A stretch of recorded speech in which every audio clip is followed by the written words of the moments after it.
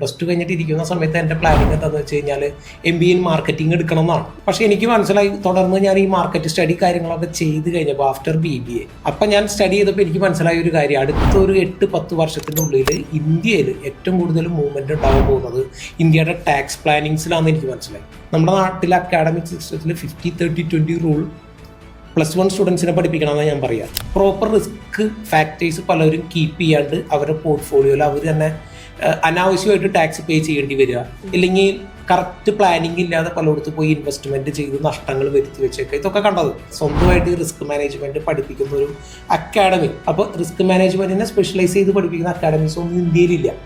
അങ്ങനെയാണ് ഇന്ന് നിങ്ങൾ അറിയുന്ന StarX academy, India's first financial risk management academy നമ്മൾ തുടങ്ങുന്നത്. മുന്നിലേക്ക് പോവുക എന്നുള്ളത് മാത്രമല്ല ബിസിനസ്സിലെ സക്സസ്, ഫെയിലിയേഴ്സ് ആയിട്ടുള്ളവരുടെ സ്റ്റോറീസ്, അവർ ചെയ്യുന്ന മിസ്റ്റേക്സുകൾ എന്തെന്നും കൂടി നമ്മൾ കണ്ടുപഠിക്കുക. ബിസിനസ് ഒരിക്കലും ഇമോഷൻസ് ആയിരിക്കരുത്. ടാക്സ് എന്ന് പറഞ്ഞു കഴിഞ്ഞാൽ ഒരിക്കലും നമ്മളെല്ലാവരും കാണുന്ന ഒരു ബാധ്യതയായിട്ടാണ്. ബട്ട് ടാക്സ് സത്യം പറഞ്ഞ ഒരു സേവിങ് ആണ്, നമ്മളെ സെൽഫ് സേവിങ് സൈഡാണ്. നമ്മുടെ ബിസിനസ്സിന് കിട്ടുന്ന പ്രൊട്ടക്റ്റീവ് ആയിട്ടുള്ള കുറെ ബെനിഫിഷ്യൽ പാർട്സുകൾ അതിലുണ്ട്.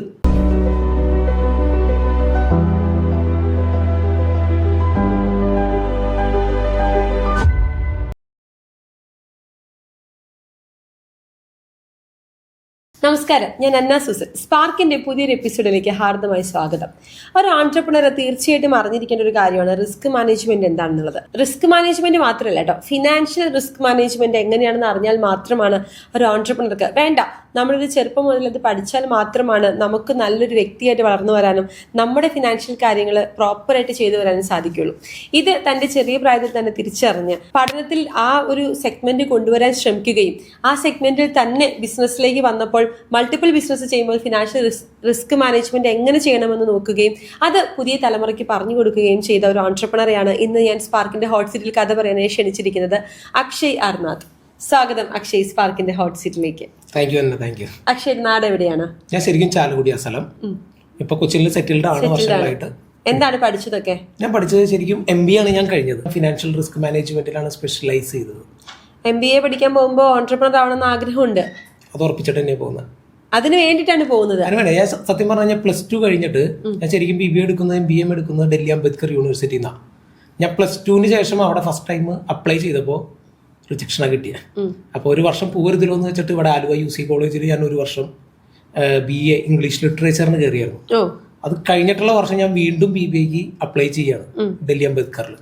അപ്പോൾ കിട്ടിയപ്പോൾ ഇവിടുത്തെ ലിറ്ററേച്ചർ അങ്ങോട്ട് വിട്ടിട്ട് ഡൽഹിയിൽ പോയി ഒരു വർഷം അങ്ങോട്ട് കളഞ്ഞു. കാരണം നമുക്ക് താല്പര്യമുള്ള മേഖല കിട്ടുമ്പോൾ നമ്മൾ പുറത്തുണ്ടായിരുന്നത് കളയാന്നുള്ള കയ്യിലുള്ളൂ. അപ്പൊ അങ്ങനെ ഞാൻ BBA എടുക്കാൻ വേണ്ടി ഡൽഹിയിൽ പോയി. BBA കഴിഞ്ഞു, റെഗുലർ ആയിട്ട് എടുത്തത്. അപ്പൊ അതിനുശേഷം ഞാൻ നാട്ടിലേക്ക് തിരിച്ചു വരുമ്പോഴും MBA അവിടെ നിന്ന് തന്നെ എടുക്കണം എന്നുണ്ട്. ബട്ട് ഇവിടെ ഞാനൊരു ബിസിനസ് സ്റ്റാർട്ട് ചെയ്യുകയും ചെയ്തു. അപ്പൊ അതിന്റെ ഒപ്പം ഞാൻ ഡിസ്റ്റന്റ് ആയിട്ടാണ് പിന്നെ ഡൽഹി അംബേദ്കറിൽ നിന്ന് തന്നെ MBA എടുക്കുന്നത്. ഞാൻ MBA വിത്ത് ടാക്സേഷൻ ആണ് ചെയ്തത്. സത്യം പറഞ്ഞാൽ ഞാൻ പോകുന്ന സമയത്ത് ഞാൻ പറഞ്ഞില്ലേ, +2 കഴിഞ്ഞിട്ട് ഇരിക്കുന്ന സമയത്ത് എന്റെ പ്ലാനിങ് എന്താണെന്ന് വെച്ച് കഴിഞ്ഞാൽ MBA ഇൻ മാർക്കറ്റിംഗ് എടുക്കണം എന്നാണ്. പക്ഷെ എനിക്ക് മനസ്സിലായി, തുടർന്ന് ഞാൻ ഈ മാർക്കറ്റ് സ്റ്റഡി കാര്യങ്ങളൊക്കെ ചെയ്ത് കഴിഞ്ഞപ്പോൾ ആഫ്റ്റർ BBA ഞാൻ ചെയ്ത് കഴിഞ്ഞപ്പോൾ അത് 2017 വർഷം. അപ്പം ഞാൻ സ്റ്റഡി ചെയ്തപ്പോൾ എനിക്ക് മനസ്സിലായ ഒരു കാര്യം, അടുത്തൊരു 8-10 വർഷത്തിൻ്റെ ഉള്ളിൽ ഇന്ത്യയിൽ ഏറ്റവും കൂടുതൽ മൂവ്മെന്റ് ഉണ്ടാകാൻ പോകുന്നത് ഇന്ത്യയുടെ ടാക്സ് പ്ലാനിങ്സിലാണെന്ന് എനിക്ക് മനസ്സിലായി. അതുകൊണ്ട് ഞാൻ അപ്പം എൻ്റെ മാർക്കറ്റിംഗ് എന്നുള്ളത് മാറ്റിയിട്ട് MBA വിത്ത് ടാക്സേഷൻ എടുത്തിട്ട് വരികയാണ്. സോ ഒരു 10-17 വയസ്സുള്ളപ്പോൾ തന്നെ ഭയങ്കര ഫ്യൂച്ചറിസ്റ്റിക് ആണ്. അത് ഫ്യൂച്ചറിസ്റ്റിക് എന്ന് പറഞ്ഞ ബിസിനസ് കൈൻഡ് ആണ്. കാരണം എൻ്റെ ഫാമിലി ഫുള്ള് ബിസിനസ്സുകാരാണ്. അച്ഛൻ ഫാദർ ബിസിനസ്സിലാണ്. ഫാദറിന് മൾട്ടിപ്പിൾ ബിസിനസ്സുകളുണ്ട്. ഇതേപോലെ ഫർണിച്ചർ ബിസിനസ് ഉണ്ട്, ക്രാഫ്റ്റഡ് ഐറ്റംസിന്റെ എക്സ്പോർട്ടിങ് കാര്യങ്ങളുണ്ട്. ഫുൾ ടൈം ഇൻടു ബിസിനസ് തന്നെയാണ് ഫാദർ. അതുപോലെ ഫാദറിന്റെ റിലേറ്റീവ്സ് തുടങ്ങി ഞങ്ങളുടെ ഫാമിലി ഫുൾ ബിസിനസ്സുകാരാണ്. അത് ഓൾറെഡി നമ്മുടെ ജീനിൽ ഉണ്ട്. നമ്മുടെ ബ്ലഡ് ഓൾറെഡി ഓൺട്രപ്രണർ ആകാൻ വേണ്ടി തയ്യാറായിട്ടാണ് നിൽക്കുന്നത്. ജോലിക്ക് പോകില്ല എന്ന് മുന്നേ ഉറപ്പാണ്. ഓക്കെ, അങ്ങനെ BBA കഴിഞ്ഞിട്ട് തുടങ്ങിയ സംരംഭം എന്തായിരുന്നു? ഞാൻ ആദ്യം തുടങ്ങുന്ന ഒരു ഇവന്റ് മാനേജ്മെന്റ് കമ്പനിയാണ്. ഇപ്പൊ ചാലക്കുടിയിലോ തൃശ്ശൂർ, എറണാകുളമൊക്കെ എന്നെ പലവരും കൂടുതൽ ആൾക്കാർ അറിയുന്നത് ഒരു ഇവന്റ് കമ്പനിയുടെ ഓണർ എന്നുള്ള രീതിയിലായിരിക്കും. അന്ന് എനിക്ക് ഉള്ളത് ഒരു വൈറ്റ് ഹൗസ് ഇവന്റ്സ് ആണ്. വൈറ്റ് ഹൗസ് ഇവന്റ്സ് ഇപ്പോഴും തൃശ്ശൂർ ചോദിച്ചു കഴിഞ്ഞാൽ പലർക്കും അറിയുന്ന വൈറ്റ് ഹൗസ് ഇവന്റ്സ് എന്ന് പറയുന്നത് നമ്മുടെ സ്ഥാപനമാണ്. അപ്പൊ ഞാൻ ആദ്യം തുടങ്ങുന്നത് ആഫ്റ്റർ BBA കോഴ്സ് കഴിഞ്ഞ് ഇവിടെ വരുന്നിട്ട് ഞാൻ സ്റ്റാർട്ട് ചെയ്യുന്നത് വൈറ്റ് ഹൗസ് ഇവന്റ്സ് എന്ന് പറയുന്ന സ്ഥാപനം. എത്ര ഇൻവെസ്റ്റ്മെന്റ് വേണ്ടി വന്നു? അതൊരു 10 lakhs to 15 lakhs. അത് ഫാദറിന്റെ കുറെ ഹെൽപ്പ് ഉണ്ട് കേട്ടോ. ഫാദറാണ് അതിൽ മേജർ ഇൻവെസ്റ്റ്മെന്റുകൾ ചെയ്തു തരുന്നത്. പിന്നെ കമ്പനി ഇപ്പൊ വളർന്ന് അതിന് ഏകദേശം ഒരു 1 CR അബവ് ക്യാപിറ്റലുള്ള കമ്പനിയാണ്. അതിൽ പല ഇൻഡസ്ട്രീസ് കാര്യങ്ങൾ പിന്നീട് വരെയും കാര്യങ്ങളുമാണ് ചെയ്തത്. അങ്ങനെയാണ് കമ്പനി ഡെവലപ്പ് ആയത്. ഈ MBA പഠിക്കാൻ വേണ്ടി പ്ലാൻ ചെയ്ത് മാർക്കറ്റിംഗ് എടുക്കാൻ വേണ്ടിയിരുന്നു. പിന്നെ നമ്മൾ ടാക്സേഷനിലേക്ക് മാറി. ടാക്സേഷനിലേക്ക് മാറിയപ്പോഴാണോ ലൈക്ക് ഇങ്ങനൊരു സ്വിച്ചിങ് ഉണ്ട്, ഈ റിസ്ക് മാനേജ്മെന്റ് അല്ലെങ്കിൽ ഇങ്ങനെ ഒരു കാര്യമുണ്ട്, അല്ലെങ്കിൽ ഇവിടുത്തെ ഓൺട്രപ്രണേഴ്സ് പലരും ഇത് അറിയാതെയാണ് ബിസിനസ് ചെയ്യുന്നതെന്നൊക്കെ മനസ്സിലാക്കുന്ന ആ കാലഘട്ടത്തിലാണ്? ഞാൻ ശരിക്കും എൻ്റെ MBA കഴിഞ്ഞ് വന്നിട്ട് ഞാൻ തൃശ്ശൂർ അജിത് സാർ എന്ന് പറയുന്ന സാറിൻ്റെ അണ്ടറിൽ MBA പ്രാക്ടീസിങ്ങിന് കയറിയിട്ടുണ്ടായി. ഒരു 1 ഇയർ നമുക്ക് ഡെവലപ്മെന്റ് വേണമല്ലോ. അപ്പോൾ കരിയർ ഗ്രോത്തിന് വേണ്ടിയിട്ടായിട്ടാണ് നാളെ ഒരു ഓൺ ഫേം സ്റ്റാർട്ട് ചെയ്യുമ്പോൾ നമുക്ക് എക്സ്പീരിയൻസ് മാറ്റർ ആണല്ലോ. അതിന് വേണ്ടിയിട്ട് ഞാൻ ഒരു ടാക്സ് പ്രാക്ടീസറുടെ അണ്ടറിൽ ഞാൻ കയറിയിട്ടുണ്ടായി. അപ്പോൾ ഒരുപാട് പോർട്ട്ഫോളിയോസ്, ഈ ഫയലിങ്ങിനും കാര്യങ്ങളും വരുന്ന പോർട്ട്ഫോളിയോസിൽ മെയിൻലി കണ്ടൊരു സാധനമാണ് പ്രോപ്പർ റിസ്ക് ഫാക്ടേഴ്സ് പലരും കീപ്പ് ചെയ്യാണ്ട് അവരുടെ പോർട്ട്ഫോളിയോയിൽ അവർ തന്നെ അനാവശ്യമായിട്ട് ടാക്സ് പേ ചെയ്യേണ്ടി വരിക, ഇല്ലെങ്കിൽ കറക്റ്റ് പ്ലാനിങ് ഇല്ലാതെ പലയിടത്ത് പോയി ഇൻവെസ്റ്റ്മെന്റ് ചെയ്ത് നഷ്ടങ്ങൾ വരുത്തി വെച്ചേക്കുക, ഇതൊക്കെ കണ്ടത്. അപ്പോൾ സത്യം പറഞ്ഞാൽ ഞാൻ അവിടെ കയറിയ കാര്യം എനിക്ക് കിട്ടി. ആൾക്കാരെ ഏറ്റവും കൂടുതൽ നഷ്ടം വരുത്തുന്ന ഒരു മേഖല ഏതാണെന്ന് എനിക്ക് അവിടെ നിന്ന് സിമ്പിളായിട്ട് മനസ്സിലാക്കാൻ പറ്റി. അപ്പം അതിന് വേണ്ടിയിട്ട് ഞാൻ ആ 1 ഇയറിൽ നിന്നപ്പോൾ ഞാൻ ഏറ്റവും കൂടുതൽ കണ്ടത് ആൾക്കാർ പ്രോപ്പറായിട്ടുള്ള റിസ്ക് മാനേജ്മെന്റ് അവരുടെ പോർട്ട്ഫോളിയോയിൽ ഹാൻഡിൽ ചെയ്യുന്നില്ല എന്നുള്ളത്. അപ്പം ഞാൻ സ്വാഭാവികമായിട്ട് ഞാൻ എന്ത് ചെയ്യും, സ്വാഭാവികമായിട്ടാണ് ഞാൻ എങ്ങനെ റിസ്ക് മാനേജ്മെന്റിൽ സ്പെഷ്യലൈസ് ചെയ്യാൻ നോക്കി. ദെൻ ഒരു 1 ഇയർ ഡിപ്ലോമ കോഴ്സാണ് ഇൻ റിസ്ക് മാനേജ്മെന്റ്. ഞാൻ റിസ്ക് മാനേജ്മെന്റും കൂടിയും എടുത്തു. അവിടെ നിന്ന് ഇറങ്ങി. അപ്പോൾ എൻ്റെ ഒരു ആഗ്രഹമാണ് സ്വന്തമായിട്ട് ഈ റിസ്ക് മാനേജ്മെന്റ് പഠിപ്പിക്കുന്ന ഒരു അക്കാഡമി ഞാൻ അന്വേഷിച്ചപ്പോൾ, ഞാൻ നേരത്തെ പറഞ്ഞല്ലോ ഫാമിലി ഫുള്ള് ബിസിനസ്സാണ്. ഓക്കെ, എന്തെങ്കിലും അറിയാണ്ട് ബിസിനസ് കണ്ടുപോകും, അതൊരു പ്രോബ്ലം കൂടിയാണ്. അപ്പോൾ തോന്നിയതാണ് റിസ്ക് മാനേജ്മെന്റ് പഠിപ്പിക്കുന്ന അക്കാഡമീസ് വല്ലതും ഉണ്ടോ, അതിനെന്തെങ്കിലും സ്കോപ്പ് ഉണ്ടോ. അപ്പോൾ റിസ്ക് മാനേജ്മെന്റിനെ സ്പെഷ്യലൈസ് ചെയ്ത് പഠിപ്പിക്കുന്ന അക്കാഡമീസ് ഒന്നും ഇന്ത്യയിലില്ല. അങ്ങനെയാണ് ഇന്ന് നിങ്ങൾ അറിയുന്ന StarX academy, India's first financial risk management academy നമ്മൾ തുടങ്ങുന്നത്. ഈ ഒരു ത്രെഡ് വന്നു കഴിഞ്ഞപ്പോഴേക്കും നമുക്ക് ഇനി ഫ്യൂച്ചറിലേക്ക് വരുമ്പോൾ ഈ പറഞ്ഞ പോലെ ഒരു ഓൺട്രപ്രണർ ആണ്, നമ്മൾ ഏറ്റവും ആദ്യം ചിന്തിക്കുന്നത് ഇതിന്റെ റിസ്ക് എന്താണെന്നായിരിക്കും. സ്റ്റാർഎക്സിൽ തുടങ്ങുന്നതിന് മുന്നേ കണ്ട റിസ്ക് എന്തായിരുന്നു? സ്റ്റാർഎക്സ് അക്കാഡമി തുടങ്ങുന്നത്, ഞാനിപ്പോ അക്കാഡമിയുടെ പാർട്ട് മാത്രം പറയാം. അക്കാഡമീസ് ഒരുപാടുണ്ടല്ലോ നമ്മുടെ നാട്ടിൽ, ഏതൊരു മേഖലയിലും ഒരുപാട് അക്കാഡമീസ് ഉണ്ട്. ബട്ട് ഫിനാൻഷ്യൽ അക്കാഡമീസും കുറെ ഉണ്ട്. അതും നോർമൽ രീതിയിൽ പറയുകയാണെങ്കിൽ ട്രേഡിംഗ് പഠിപ്പിക്കുന്ന, ഇല്ലെങ്കിൽ മറ്റ് ഫിനാൻഷ്യൽ സംബന്ധമായ CA, CMA തുടങ്ങിയ അങ്ങനത്തെ അക്കാഡമീസ് ഉണ്ട്. ഞാൻ ഒരിക്കലും എൻ്റെ അക്കാഡമിയിൽ ഇങ്ങനത്തെ ഒരു പാർട്ട് കൊണ്ടുവരാനല്ല ഞാൻ ആദ്യം നോക്കിയത്. ഏത് മേഖലയിൽ നിന്ന് ഇപ്പൊ ട്രേഡിംഗ് പഠിച്ചിറങ്ങുന്ന ഒരാൾക്ക് മറ്റൊരു അക്കാഡമിയിൽ ട്രേഡിങ്ങിന് നിങ്ങൾ പോയി പഠിച്ചു, അവിടെ നിന്ന് നിങ്ങൾ വന്നു കഴിയുമ്പോൾ നിങ്ങൾ ഫേസ് ചെയ്യുന്ന ഏറ്റവും വലിയ പ്രോബ്ലം പ്രോഫിറ്റബിൾ ട്രേഡറായിട്ട് മാറാൻ സാധിക്കാത്തതായിരിക്കും. അപ്പം അതിനെ സ്പെഷ്യലൈസ് ചെയ്യുന്ന തരത്തിൽ കുറെ ഫാക്ടേഴ്സ് ഉണ്ടല്ലോ. ഈ ട്രേഡ് ചെയ്യുമ്പോൾ ഉണ്ടാവുന്ന റിസ്ക് ഫാക്ടേഴ്സുകൾ കുറേ ഉണ്ട്. അതിനെ സ്പെഷ്യലൈസ് ചെയ്യുന്ന റിസ്ക് മാനേജ്മെന്റ് കോഴ്സ് നമ്മളിവിടെ സ്പെഷ്യലൈസ് ആയിട്ട് കൊണ്ടുവന്നു. ഇൻവെസ്റ്റ്മെന്റുകൾ ചെയ്യാൻ ആഗ്രഹിക്കുന്ന ആൾക്കാർ, ഇൻവെസ്റ്റ്മെന്റുകൾ എവിടെയൊക്കെ ചെയ്യണം, എങ്ങനെ ചെയ്യണം എന്നൊക്കെ പറഞ്ഞു കൊടുക്കാൻ നാട്ടിൽ ഇഷ്ടംപോലെ ആൾക്കാരുണ്ട്. പക്ഷെ ഇത് സ്വയമായിട്ട് പഠിച്ചിട്ട് എങ്ങനെയാണ് ഇൻവെസ്റ്റ്മെന്റ് ചെയ്യുമ്പോൾ ശ്രദ്ധിക്കേണ്ട കുറെ കാൽക്കുലേഷൻ ഇക്വേഷൻസുകൾ ഉണ്ട്, കുറെ മാത്തമാറ്റിക്കൽ സോൾവിങ്സുകൾ ഉണ്ട്. ഇതൊക്കെ സ്വയമായിട്ട് പഠിച്ച് ഇൻവെസ്റ്റ് ചെയ്യാൻ പറ്റുന്ന സ്പെഷ്യലൈസ് ചെയ്യുന്ന കോഴ്സുകൾ ഇവിടെ നിന്ന് പഠിക്കാൻ ആൾക്കാർക്ക് സോഴ്സ് ഇല്ല. ദെൻ ട്രേഡിങ്ങിന്റെ കാര്യത്തിൽ തന്നെ സൈക്കോളജിക്കൽ ഫാക്ടറിനെ സ്പെഷ്യലൈസ് ചെയ്ത് പഠിപ്പിക്കുന്ന അക്കാഡമീസ് ഇല്ല. അപ്പം ഇതെല്ലാം സ്പെഷ്യലൈസ്ഡ് ആയിട്ട് നമ്മൾ കൊണ്ടുവരുന്ന ഒരു കോഴ്സ് സ്ട്രക്ചറാണ് നമ്മുടെ സ്റ്റാർഎക്സ് അക്കാഡമിയിൽ ചെയ്തുകൊണ്ടിരിക്കുന്നത്. ഞാൻ ഈ പറഞ്ഞിരിക്കുന്ന 3 ഫാക്ടേഴ്സിൽ ആദ്യത്തെ ഫാക്ടർ എടുക്കുകയാണ്. ഒരു ട്രേഡിംഗ്, ഇപ്പൊ ഞങ്ങൾ ഒരുപാട് ട്രേഡേഴ്സ് ആയിട്ട് കണക്ട് ചെയ്യുന്നുണ്ട്, ഒരുപാട് ട്രേഡേഴ്സിന്റെ വീഡിയോസ് നമ്മൾ എടുത്തിട്ടുണ്ട്. സോ നമ്മൾ അതിനകത്ത് ഏറ്റവും കൂടുതൽ കേൾക്കുന്ന ഒരു വേർഡാണ് ട്രേഡിംഗ് സൈക്കോളജി. ട്രേഡ് ചെയ്യുന്ന ഒരു വ്യക്തിയുടെ മെന്റൽ സ്റ്റാറ്റസിനെ ഡിപ്പെൻഡ് ചെയ്തിരിക്കും അന്നത്തെ ട്രേഡ് ക്ലോസ് ചെയ്യുമ്പോൾ അവന് കിട്ടുന്ന എമൗണ്ട്. അതൊരു വലിയ ഫാക്ടർ ആണെന്നുള്ള രീതിയിൽ കേട്ടിട്ടുണ്ട്. നമ്മൾ അവിടെ ഈ ട്രേഡിംഗ് സൈക്കോളജി എന്ന് പറയുന്ന ടൈമില് ഇപ്പം ട്രേഡിംഗ് സൈക്കോളജി ഒരു trade institute trading psychology trade പഠിപ്പിക്കുന്നുണ്ട്, ട്രേഡിംഗ് സൈക്കോളജി പഠിപ്പിക്കുന്നുണ്ട്, അത് ട്രേഡിംഗിൽ തന്നെ ഓപ്ഷണൽ ട്രേഡിംഗ്, ഫോറക്സ് ട്രേഡിംഗ് എല്ലാം പഠിപ്പിക്കുന്നുണ്ട്. സ്പെഷ്യലൈസിലേക്ക് വരുമ്പോൾ എന്താ നമ്മളവിടെ കൂടുതലായിട്ട് കൊടുക്കുന്നതുള്ളത്? സ്പെഷ്യലൈസ് ചെയ്യാന്ന് പറയുമ്പോൾ ഒരു അക്കാഡമിന്ന് പഠിക്കുന്ന ഒരു കോമൺ സ്ട്രക്ചർ ഞാൻ പറഞ്ഞുതരാം. 90% ഓഫ് അക്കാഡമീസ് ഏറ്റവും നന്നായിട്ട് പഠിപ്പിക്കുന്ന ഒരുപാട് അക്കാഡമീസ് ഉണ്ട്. ട്രേഡ് എക്സിക്യൂഷൻ എങ്ങനെ ചെയ്യണമെന്ന് നന്നായിട്ട് പഠിപ്പിക്കുന്ന അക്കാഡമീസ് നമ്മുടെ നാട്ടിലുണ്ട്. അതിന് ഞാനും യോജിക്കുന്നു. അതേപോലെ തന്നെ എന്തൊക്കെയാണ് ട്രേഡിങ്ങിൽ ഏതൊക്കെ സമയത്താണ് ട്രേഡ് ചെയ്യേണ്ടത്, ട്രേഡ് എങ്ങനെ പ്ലേസ് ചെയ്യണം, ഇതൊക്കെ ഈ അക്കാഡമീസ് നല്ലപോലെ പഠിപ്പിച്ചു കൊടുക്കുന്നുണ്ട്. ബട്ട് ട്രേഡിംഗ് സൈക്കോളജി എന്ന് പറഞ്ഞ ഫാക്ട് നേരത്തെ പറഞ്ഞില്ലേ, അതൊരു ആക്ടിവിറ്റിയാണ്. മനസ്സിലായി? ഇപ്പൊ അന്ന ട്രേഡ് ചെയ്യുന്ന ഒരാളാന്ന് വിചാരിച്ചോ, അന്നയുടെ ട്രേഡിംഗ് സൈക്കോളജി എന്റെ ട്രേഡിംഗ് സൈക്കോളജി ആയിട്ട് ഭയങ്കര ഡിഫറെന്റ് ആയിരിക്കും. ഒരു തേർഡ് പേഴ്സൺ കീപ്പ് ചെയ്യേണ്ട ട്രേഡിംഗ് സൈക്കോളജി വേറെ വ്യത്യസ്തമായിരിക്കും. അത് ഓരോ വ്യക്തിനെ ഡിപ്പെൻഡ് ചെയ്തിട്ടായിരിക്കും. ഒരിക്കലും നമുക്കൊരു കോമൺ ക്ലാസ്സിൽ ഇല്ലെങ്കിൽ ഒരു കോമൺ ബാച്ചിൽ നമുക്ക് ഇരുന്ന് പഠിക്കാൻ പറ്റുന്നത് ട്രേഡ് എക്സിക്യൂട്ട് ചെയ്യണം എങ്ങനെയാണെന്ന് പഠിക്കാം, എങ്ങനെയാണ് ചാർട്ട് റീഡ് ചെയ്യണമെന്ന് പഠിക്കാം.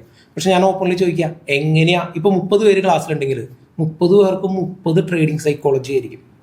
അത് അതിന് ബാക്കെൻഡായിട്ട് കുറെ ക്ലിനിക്കൽ സൈക്കോളജിയിലും കൂടി ബന്ധപ്പെട്ടിട്ടുള്ള കുറെ കാര്യമുണ്ട്. നമ്മുടെ ജീനിലുള്ള ഇതുകൾ, നമ്മുടെ സൈക്കോളജിക്കൽ ഫാക്ടേഴ്സ്, നമ്മുടെ ലിവിങ് കണ്ടീഷൻ, ഇതൊക്കെ അനുസരിച്ചിരിക്കും നമ്മുടെ സൈക്കോളജിക്കൽ ഫാക്ടേഴ്സ് വർക്കൗട്ട് ആവുന്നത്. അപ്പൊ ഈ ഓരോരുത്തരെ സ്പെഷ്യലൈസ് ചെയ്ത് അവരുടെ ട്രേഡിംഗ് സൈക്കോളജി എന്താണെന്ന് മനസ്സിലാക്കി അവരെ പഠിപ്പിക്കുമ്പോഴേ അത് കംപ്ലീറ്റ് ആവുന്നുള്ളൂ. സ്റ്റാർഎക്സ് അക്കാഡമിയിൽ വരുന്ന സ്റ്റുഡൻസിന് നമ്മൾ 1-to-1 കൺസൾട്ടേഷനിൽ കൂടിയാണ് ട്രേഡിംഗ് സൈക്കോളജി പഠിപ്പിച്ചു വിടുന്നത്. ഒരിക്കലും ഒരുമിച്ചിരുത്തിയിട്ടുള്ള ബാച്ചല്ല. എൻ്റെ അടുത്ത് ട്രേഡിംഗ് സൈക്കോളജിക്ക് വരുന്നത് പന്നെയാണ് വരുന്നതെന്നുണ്ടെങ്കിൽ counselling session kind of classes ആണ് നമ്മൾ പോകുന്നത്. അന്നയും ഞാനും മാത്രമായിട്ടിരുന്ന് അന്നയുടെ ട്രേഡിംഗ് സൈക്കോളജി ഡെവലപ്പ് ചെയ്യും. അതിനു വേണ്ട ആക്ടിവിറ്റീസിൽ കൂടെ ആ ട്രേഡിംഗ് സൈക്കോളജീനെ നമ്മൾ അപ്ഹോൾഡ് ചെയ്തെടുക്കുകയാണ് ചെയ്യുന്നത്. ഒരു ഓൺടർപ്രണർഷിപ്പിലേക്ക് വരും, പക്ഷെ അത് ഭയങ്കര നഷ്ടമല്ലേ? കാരണം ഒരാൾക്ക് വേണ്ടി ഒരു ഫാക്കൽറ്റി ഇത്ര മണിക്കൂർ സ്പെൻഡ് ചെയ്യാന്ന് പറയുമ്പോൾ ഇല്ല, അത് അതായത് ഫിനാൻഷ്യൽ നഷ്ടത്തിനെ പറ്റി അല്ലല്ലോ നമ്മൾ അവിടെ മെയിൻലി നോക്കുന്നത്. റിസൾട്ട് ഓറിയന്റഡ് ആണ് സ്റ്റാർഎക്സ് അക്കാഡമി. അപ്പൊ നമ്മൾ നേരത്തെ പറഞ്ഞല്ലോ, അപ്പൊ അത് പറഞ്ഞതുകൊണ്ടാട്ടോ ഞാനിപ്പോൾ ഇത് എടുത്ത് പറയുന്നത്. ഞാൻ മൾട്ടിപ്പിൾ ബിസിനസ് ഉള്ള ആളാണ്. എനിക്കൊരു ഇവന്റ് മാനേജ്മെന്റ് കമ്പനി ഉണ്ട്, അതേപോലെ എനിക്ക് റിയൽ എസ്റ്റേറ്റിംഗ് കമ്പനി ഉണ്ട്. ഇപ്പുറത്ത് വേറൊരു കോർപ്പറേറ്റ് ഇവന്റ്സിന്റെ ഒരു കമ്പനി ഉണ്ട്, പ്രസ്റ്റീജ് കോർപ്പ് എന്ന് പറഞ്ഞിട്ട് കൊച്ചിയിൽ. അപ്പൊ എന്റെ മണി ജനറേഷൻ നടക്കാൻ വേണ്ടിയിട്ട് എനിക്ക് വേറെ ഒരുപാട് സോഴ്സ് ഉണ്ട്. അക്കാഡമിക് ആയിട്ട് നമ്മൾ സ്റ്റാർട്ട് ചെയ്തത് മണി ഓറിയന്റഡ് ആയിട്ട് കണ്ടിട്ടല്ല. ഓഫ് കോഴ്സ് ബിസിനസ് ആകുമ്പോഴുള്ള അതിലത്തെ ഒരു റണ്ണിങ് കോസ്റ്റ് കാര്യങ്ങൾക്കുള്ള ഫീസ് സ്ട്രക്ചറേ നമ്മളവിടെ വെക്കുന്നുള്ളൂ. ബട്ട് അപ്പൊ എന്നെ ചോദിച്ച പോലെ 1-to-1 ടൈം സ്പെൻഡ് ചെയ്യുമ്പോൾ ഒരു സമയം അത്രയും പോവല്ലേ എന്ന് ചോദിക്കുമ്പോൾ ഒരു സ്റ്റുഡൻറ്റ് വന്നു. ഈ കോഴ്സ് ഫീ മാത്രം മേടിച്ചെടുക്കാനല്ല നമ്മളവിടെ ഉദ്ദേശിക്കുന്നത്. വരുന്ന ആൾക്ക് റിസൾട്ട് ഉണ്ടാക്കി കൊടുക്കുക, അതാണ്. ഇപ്പം ഈ പറയുന്ന ഒരാൾക്ക് പല സ്ഥലത്ത് പോയി ട്രേഡിംഗ് പഠിച്ചു വന്നിട്ടുണ്ടാവും, ഇൻവെസ്റ്റ്മെന്റ് സ്ട്രാറ്റജി പഠിച്ചു വന്നിട്ടുണ്ടാവും. പക്ഷെ ആൾക്കത് പ്രോഫിറ്റബിൾ ആക്കി മാറ്റണ്ടേ? അതിന് വേണ്ടിയിട്ടുള്ള സെഷൻസുകൾ നമ്മൾ 1-to-1 കൊടുത്താൽ തന്നെ അത് അവർക്ക് അതുകൊണ്ട് ഒരു റിസൾട്ട് ഉണ്ടാവുള്ളൂ. ഓക്കെ. ഇനി ഞാൻ രണ്ടാമത് അക്ഷയ് പറഞ്ഞ പോയിലേക്ക് എഴുതാൻ, ഒരു ഇൻവെസ്റ്റ് ചെയ്യാൻ പോകുന്ന ഒരു ഇൻവെസ്റ്റർ, ഇപ്പൊ കൂടുതൽ ഇൻവെസ്റ്റേഴ്സിന് പറ്റുന്ന ഏറ്റവും വലിയ അബദ്ധം, ഇപ്പൊ നമ്മൾ കുറെ ആൾക്കാരെ കാണുന്നുണ്ട്. നല്ലൊരു ഓൺട്രപ്രണർ വരുന്നു, ഒരു സ്റ്റാർട്ടപ്പ് കമ്പനിയിലെ ഇൻവെസ്റ്റ്മെന്റ് പിച്ചിലേക്ക് കൊടുക്കുന്നു. ആ പിച്ചിലേക്ക് അനുസരിച്ചിട്ട് 10 കോടി രൂപ ഇൻവെസ്റ്റ് ചെയ്യണം. 3 വർഷം കൊണ്ട് ആ 10 കോടി രൂപ തിരിച്ചു കിട്ടും. 10 വർഷം ആകുമ്പോഴേക്കും അത് 30 കോടിയായിട്ട് തിരിച്ചു കിട്ടും. കമ്പനി ഇത്ര ലാഭത്തിലാകും. ഓക്കെ, അങ്ങനെ മാർക്കറ്റ് മെക്കാനിസം അല്ലെങ്കിൽ ഈ പറഞ്ഞതുപോലെ എന്താ പറയുന്നത് ക്യാപിറ്റൽ മെക്കാനിസം, ഇങ്ങനെ പല പല ടേംസിലുള്ള ബിസിനസ്സുകളൊക്കെ നമ്മൾ കാണുന്നുണ്ട്. ഇൻവെസ്റ്റ്മെന്റ് കിട്ടുന്നുണ്ട്, ഒരുപാട് കമ്പനീസ് പ്രോപ്പറായിട്ട് വളർന്നു വരുന്നുണ്ട്, എല്ലാം നല്ല പ്രോപ്പറായിട്ട് പോകുന്നുണ്ട്. പക്ഷെ ചില കമ്പനീസ് എന്ത് പറ്റുന്നില്ല, ഈ ഇൻവെസ്റ്റേഴ്സിന് പ്രോപ്പറായിട്ട് റിട്ടേൺസ് കൊടുക്കാൻ സാധിക്കുന്നില്ല. ഇൻവെസ്റ്റ് ചെയ്ത തുക പോലും നഷ്ടപ്പെടുന്ന രീതിയിലേക്ക് പല കമ്പനീസ് മാറുന്നുണ്ട്. ഇങ്ങനെ മാറുന്ന സാഹചര്യത്തിൽ ഒരു ഇൻവെസ്റ്റർക്ക് എന്ത് കാര്യങ്ങൾ അവിടെ ചെയ്യാൻ പറ്റും? അതിന് സിമ്പിളായിട്ട് ഞാൻ പറയാന്നുണ്ടെങ്കിൽ, ഇൻവെസ്റ്റ്മെന്റ് ചെയ്യാന്ന് പറഞ്ഞാൽ നമ്മളൊരു മേഖലയായിട്ടാണല്ലോ കാണുന്നത്.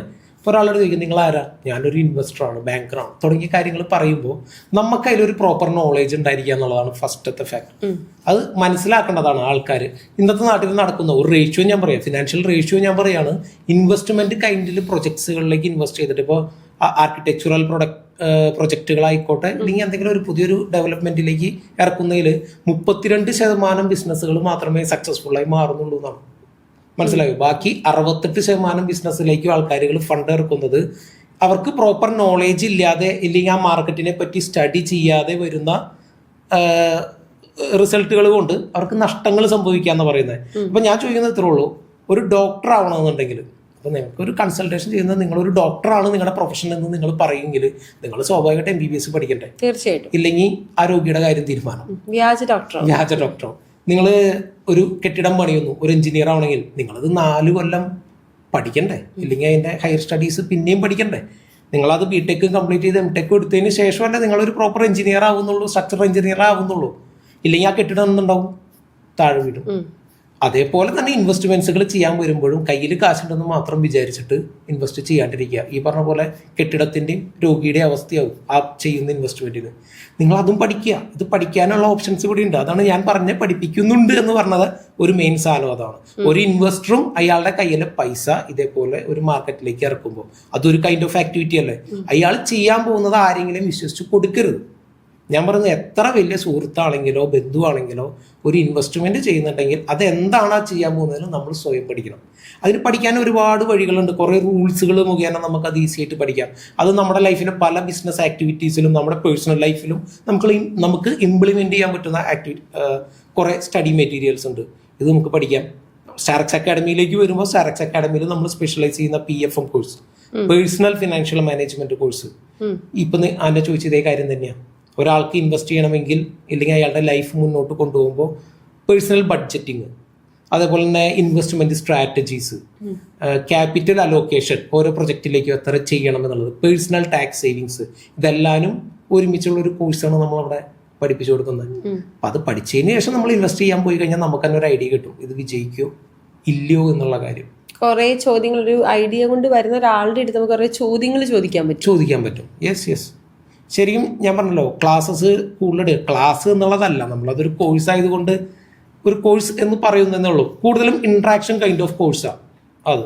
1-to-1 ആണ് ഞങ്ങളും കൂടുതലും എല്ലാവർക്കും പ്രിഫർ ചെയ്യുക. അതാണ് ഞാൻ പറഞ്ഞത്, ഒരുമിച്ചുള്ള ക്ലാസ് അല്ല. PFM ഒരിക്കലും ഞാൻ ഉറപ്പ് പറയാം, പേഴ്സണൽ ഫിനാൻഷ്യൽ മാനേജ്മെന്റ് പഠിക്കുമ്പോൾ ഒരിക്കലും ബാച്ചസ് ആയിട്ട് ഇരുന്ന് പഠിച്ചത് കൊണ്ട്, കോമണൈസ് ചെയ്ത് പഠിച്ചതുകൊണ്ട് കാര്യമില്ല. ഇപ്പൊ വരുന്ന സ്റ്റുഡൻറ്, ഒരു 5 സ്റ്റുഡൻസിന് എടുത്തു, ഫസ്റ്റത്തെ സ്റ്റുഡൻറ്റിന്റെ ബഡ്ജറ്റിങ് ഞാൻ സെറ്റ് ചെയ്യുമ്പോൾ 5 പേരെ ഞാൻ ഒരുമിച്ചിരുത്തി പഠിപ്പിച്ച ഞാൻ എങ്ങനെ അയാളെ ബഡ്ജറ്റിംഗ് പഠിപ്പിക്കും? അപ്പൊ ആദ്യം വന്നിരിക്കുന്ന സ്റ്റുഡൻസ് 30,000 രൂപ സാലറി ഉള്ള ഒരാളാണ്. രണ്ടാമത്തെ സ്റ്റുഡന്റ് എന്ന് പറഞ്ഞാൽ 1 ലക്ഷം രൂപ സാലറി ഉള്ള ആളാണ്. മൂന്നാമത്തെ ആൾ ഒരു ബിസിനസ് മാനാണ്, ഫിക്സഡ് സാലറി ഇല്ല. നാലാമത്തെ ആള് ഈ പറയുന്ന പോലെ ഒരു +1 +2 പഠിച്ചുകൊണ്ടിരിക്കുന്ന സ്റ്റുഡന്റാ, സാലറി പോയിട്ട് ബിസിനസ് തുടങ്ങി ഒന്നുമില്ല. ദെൻ 5ാമത് ഇരിക്കുന്ന സ്റ്റുഡന്റ് എന്ന് പറഞ്ഞു കഴിഞ്ഞാൽ എല്ലാം തവിട് പൊടിയായിട്ട് കടത്തിൽ ഓടിക്കൊണ്ടിരിക്കുന്ന ആളാണ്. ഈ 5 പേർക്കും 5 രീതിയിലല്ലേ നമ്മൾ പഠിപ്പിക്കണ്ടേ? കോമൺ ആയിട്ട് ബഡ്ജറ്റിംഗ് എങ്ങനെ പഠിപ്പിക്കാൻ പറ്റത്തില്ല, ടാക്സ് സേവിങ്സ് അങ്ങനെ പഠിപ്പിക്കാൻ പറ്റില്ല. ഇനി ഇൻവെസ്റ്റ്മെന്റ് എന്ന് പറയുന്ന നമ്മൾ ആ ഒരു മൊഡ്യൂൾ പഠിപ്പിക്കുമ്പോൾ ഒരാൾക്ക് പഠിപ്പിക്കുന്ന ഇൻവെസ്റ്റ്മെന്റ് സ്ട്രാറ്റജി ആയിരിക്കണം വേറൊരാൾക്ക് പഠിപ്പിക്കണമെന്നില്ല. നേരത്തെ പറഞ്ഞ സൈക്കോളജിക്കൽ ഫാക്ടറും അയാളുടെ ഇൻവെസ്റ്റ് ചെയ്യാനുള്ള സ്ട്രാറ്റജി എത്ര ഉണ്ടെന്ന് അളന്നിട്ടാണ് അതനുസരിച്ച് നമുക്ക് പഠിപ്പിക്കുക. അപ്പൊ 1-to-1 ക്ലാസ്സസ് സത്യം പറഞ്ഞു കഴിഞ്ഞാൽ PFM-ൽ വർക്ക്ഔട്ട് ആവുള്ളൂ. ഇല്ലെങ്കിൽ വെറുതെ ഒരു ഫീ കളക്ഷന് വേണ്ടിയിട്ട് നമ്മൾ 10 പേരെ ഒരുമിച്ച് ഇരുത്തി പഠിപ്പിച്ച് 10 പേരെയും പൈസ ഞാൻ കോഴ്സ് ഫീ ആയിട്ട് മേടിച്ചെടുത്ത് കോമൺ ആയിട്ട് എന്തെങ്കിലും പറഞ്ഞു കൊടുത്ത് വിട്ടാൽ സത്യം പറഞ്ഞാൽ അവർക്ക് ആർക്കും ഉപകാരം ഉണ്ടാവില്ല. അപ്പൊ അതുകൊണ്ട് 1-to-1 തന്നെ പഠിക്കുക, 1-to-1 തന്നെ എത്ര വേണമെങ്കിലും ഡൗട്ട് ക്ലിയർ ചെയ്യുക. പിന്നെ എൻ്റെ അക്കാഡമിയിൽ വേറൊരു കാര്യം ഉണ്ട്, ഇത്ര മണിക്കൂറിന്റെ സെഷനാണ്, ഇത്ര ക്ലാസ് ആണ് എന്നുള്ളൊരു പരിപാടി ഇല്ല. ഒരാൾ വന്നെങ്കിൽ ആളുടെ കോഴ്സ് തീരുന്നത് ചിലപ്പോൾ 5 ദിവസം കൊണ്ട് പ്രോബ്ലം സോൾവഡ് ആയിട്ട് മനസ്സിലാക്കി പോകുന്ന സ്റ്റുഡൻസ് ഉണ്ടാവും. ചിലവർക്ക് ഞാൻ ചിലപ്പോൾ 1 മാസം സെഷൻ കൊടുക്കുന്നുണ്ടാവും.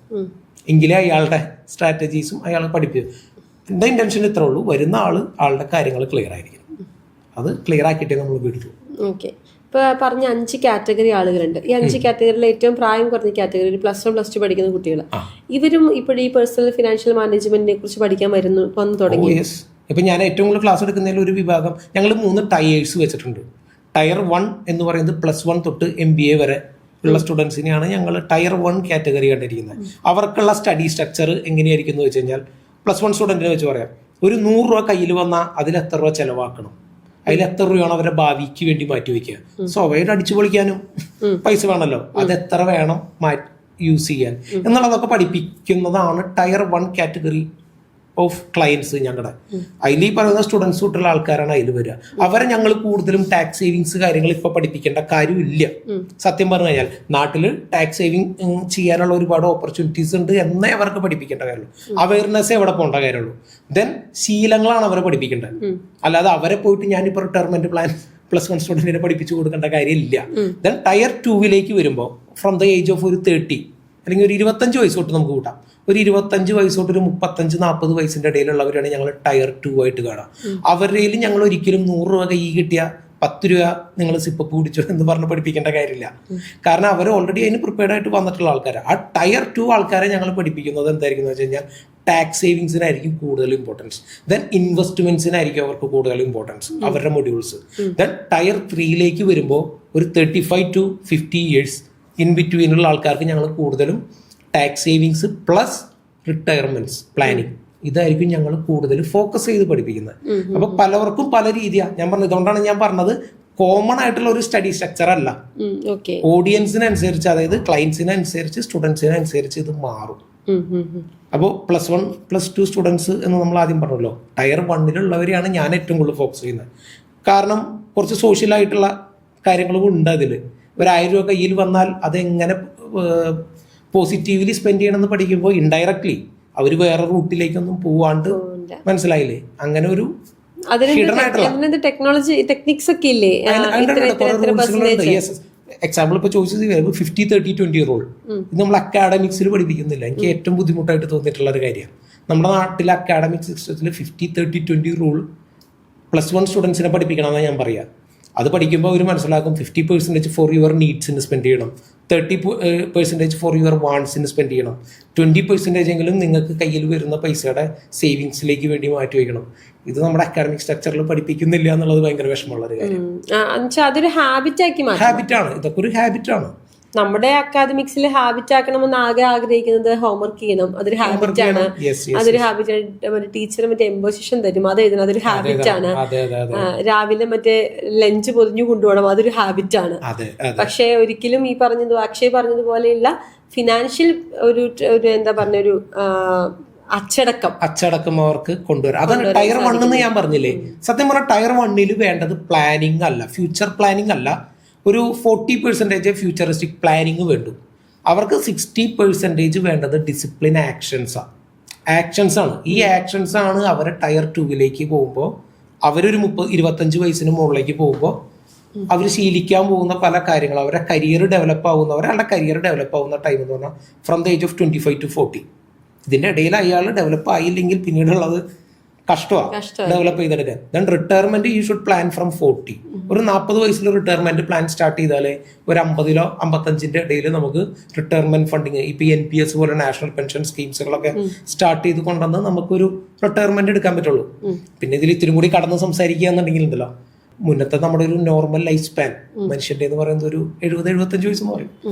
ഇപ്പൊ ഞാൻ പറയുമ്പോൾ തന്നെ അറിയാലോ, ഒരു 50-55 കഷ്ടിയാണ് മനുഷ്യന്റെ.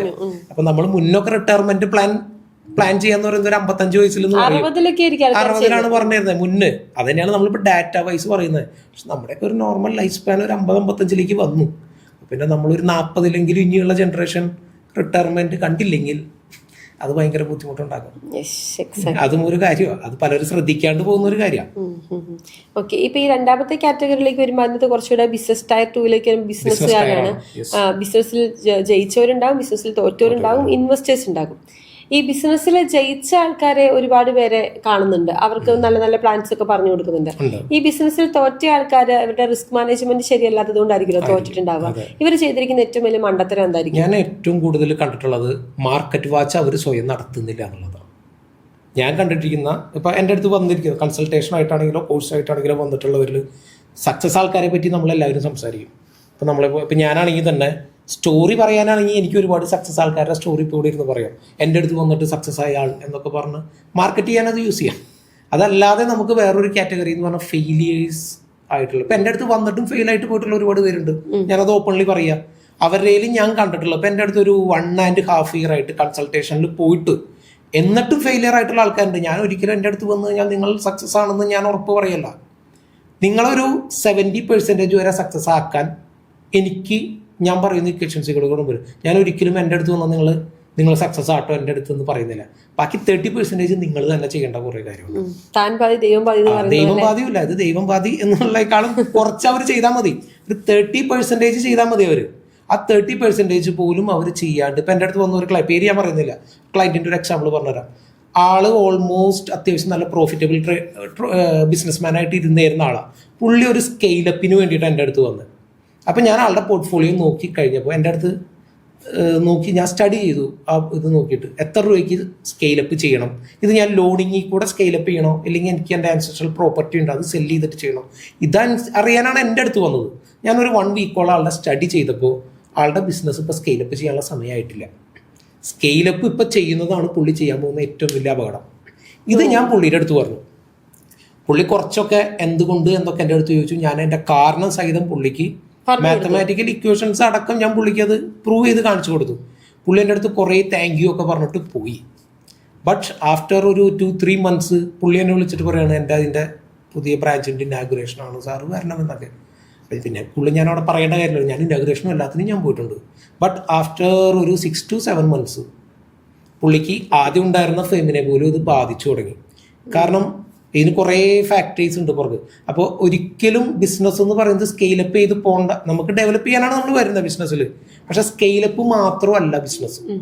ചില സമയത്ത് നമ്മൾ ഉള്ള ബിസിനസ്സിനെ ഹോൾഡ് ചെയ്യുകയും ഇനി ബാക്കിലേക്കൊന്നും മാറേണ്ട സിറ്റുവേഷനിൽ നമ്മളൊന്ന് ബാക്കിലേക്ക് നീങ്ങേണ്ടതും ഒരു തരത്തിലുള്ള ബിസിനസ് ഡെവലപ്മെന്റ് സ്ട്രാറ്റജിയാണ്. ഉള്ളത് കീപ്പ് ചെയ്യുക, അതിനെ സേഫായിട്ട് കൊണ്ടു നടക്കുക. അപ്പോൾ അതാണ് ഞാൻ നേരത്തെ പറഞ്ഞു വന്നത്, അതിലേക്ക് ഞാൻ കൺക്ലൂഡ് ചെയ്യുന്നത്. മുന്നിലേക്ക് പോവുക എന്നുള്ളത് മാത്രമല്ല ബിസിനസ്സിലെ സക്സസ്. ഫെയിലിയേഴ്സ് ആയിട്ടുള്ളവരുടെ സ്റ്റോറീസ്, അവർ ചെയ്ത മിസ്റ്റേക്സുകൾ എന്തെന്നും കൂടി നമ്മൾ കണ്ടുപഠിക്കുക. അത് ചെയ്യാതിരിക്കാൻ ശ്രമിക്കുക. ഇമോഷൻസ് ആയിരിക്കരുത് ഒരിക്കലും ബിസിനസ്. ഞാൻ എപ്പോഴും പറയുന്ന ഫസ്റ്റ് വേർഡാ, ബിസിനസ് ഒരിക്കലും ഇമോഷൻസ് ആയിരിക്കരുത്. നമ്മൾ മറ്റേ സിനിമയിൽ തിലകൻ സാർ പറഞ്ഞ സ്പന്ദനം കണക്കിലാണെന്ന് പറയുന്നില്ലേ, അതേപോലെ മാത്തമാറ്റിക്സിലാണ് ബിസിനസ് ഇരിക്കുന്നത്.